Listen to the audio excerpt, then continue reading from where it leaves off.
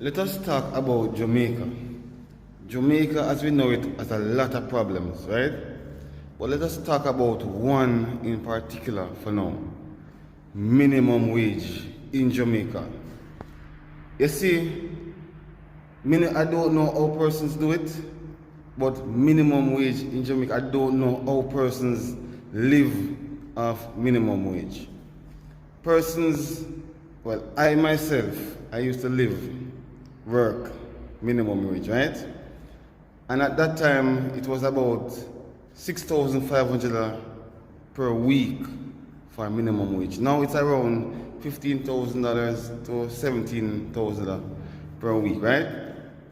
And when I used to do minimum wage, when I calculate bus fare, lunch money, out of that little chum change, that $6,500 that I used to get, there was nothing left. And especially when I talk about if you're paying, are you supposed to pay rent, light bill, water bill, you have children to go to school. And I did it for about 4 weeks and said, this cannot work. Because guess what? I was younger, I wasn't paying any rent, I wasn't paying any light bill, no water bill, no internet bill.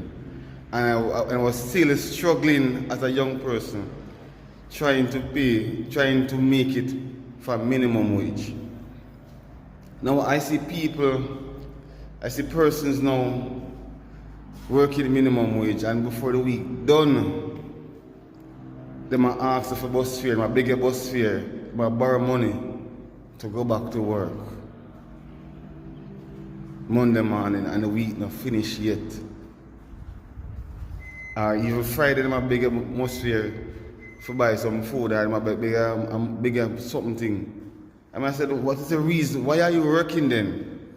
If you're working to pay bus fare and you can't even buy a good night dinner.